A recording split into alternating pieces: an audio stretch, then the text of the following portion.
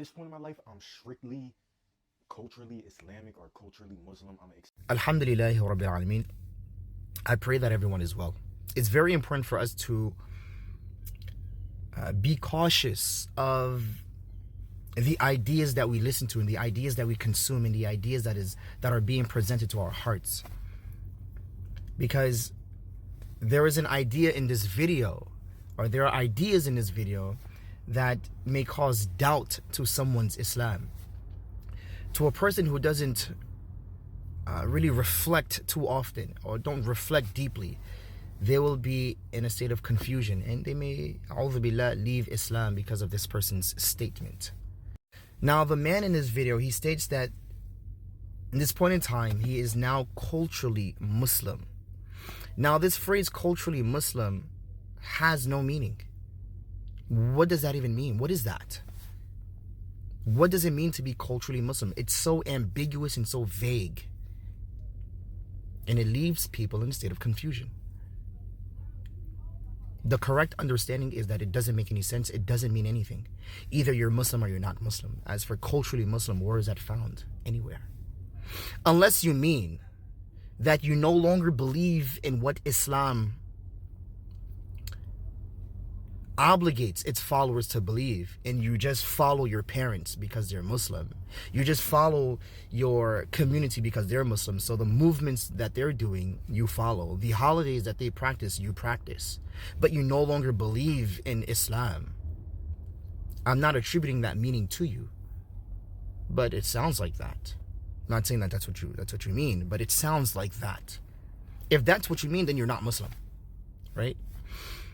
But to say you're culturally Muslim, that it doesn't make any sense. It's words, two words put together, culturally Muslim put together, with no meaning in it. Alhamdulillah, because there's no reality in it. Let us proceed. Now, the reason why he says that he's culturally Muslim is because religion is meant to make people good, which is the case. Yes, it is. It's true. Religion is meant to make people good. Yes. But also at the same time, government is meant to make people good. The same God who revealed religion is the same God who revealed government. It's very important that we understand this.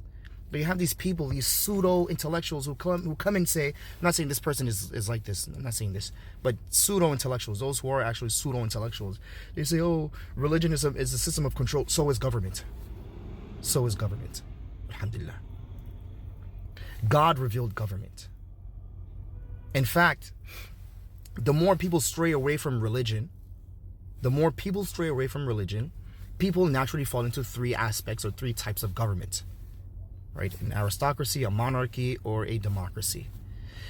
And then if those are distorted, then the opposites. From an aristocracy, you have an oligarchy. From a monarchy, you have tyranny, tyrannical government. From a democracy, you have its opposite. I think polity is the opposite of democracy. Polity is good, democracy is bad, etc. Aristotle goes and explains this. He doesn't state, though, that when you stray away from revelation, I added that in because of my own reading, so alhamdulillah. But if you read, it'll make sense. But government, in short, government was revealed by God to control people. Because you do have some people who say, what's the need for government? Anarchy. We could govern ourselves. We don't need anyone to govern us. What do you say to that? Alhamdulillah. But I stray away. Let me get back to the point and continue. Now, he says that religion was revealed, or religion is meant to make people good, which is the case. Religion is meant to make people good, just like government is meant to make people good. Alhamdulillah. With religion, if you are not good, God will punish you after death. With government, if you are not good, you will be punished on earth before you die. And then God will punish you after death. Alhamdulillah.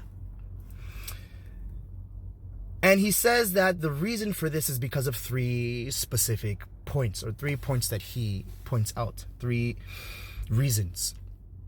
The first is control. Religion is meant to control the masses, or it can be used to control the masses. That's a fact. Government can also be used to control the masses as well. That doesn't mean that religion is bad or government is bad. That doesn't mean that religion is nonsensical or not needed, or government is nonsensical or needed or not needed. That's one. Second, he says that he used a term called spiritual. Religion causes spiritual dysphoria. It's very important to understand that these are not scientific terms. You can't measure the spirit. You can't put the spirit under a telescope. A telescope, or microscope. Both. It's not a grand material thing, nor is it a minuscule material thing that you can put under a telescope or a microscope. It cannot be seen. The spirit cannot be seen. Therefore, it's not scientific. All of these things are religious terms from other religions who perhaps disguise themselves as scientific ideas, but in reality they're not. But that's not the point of this video. You say spiritual dysphoria. Spiritual dysphoria, according to this man's understanding or expression or explanation, is simply insincerity. That you will have people who put on a disguise of being righteous and good and godly, but in reality, inwardly, they're unrighteous and they're evil. They have evil intent. That's just insincerity. Alhamdulillah. Of course, there's insincere people. The foundation of religion is sincerity. Alhamdulillah. And God is the judge. Our job is not to look into people's hearts and see whether or not they're sincere or not. Because how would you actually know unless they express it with their tongues? Or they do an action that goes against what they just did, the previous good action that they did. So in reality, my advice to you is don't inspect people's behavior. It's good advice though, but don't inspect people's behavior. I'm not saying that you are, but don't, it's an advice. Don't inspect people's behavior. Regulate your own behavior. That's what religion is for. The regulation of our own behaviors. While government is for officials to regulate the behavior of society, of the citizens, alhamdulillah. But at the same time, the people as well, due to religion, we have religious right by God to regulate the leader's behavior as well, if that need be, alhamdulillah. That's where revolutions, reformations, all that stuff come into play. And lastly, he talks about, so he says, control, spiritual, the dysphoria, and spiritual what? Spiritual delusion. Spiritual delusion, if I remember correctly, was basically, people following the religion to the T. People following the religion exactly to the book. But what's wrong with that? What's wrong? If a person has a false interpretation of the book, that's a different story. But everyone follows something to the T or to the book. Religion is just people's actions based on a worldview that they have. That's it. People's actions based on the worldview that they have. A very simple definition. Everyone acts according to the worldview that they have. Now, usually, the foundation of every belief, every worldview is that there is a God. Whether it's one God, two gods, three gods, or a multitude of gods, etc.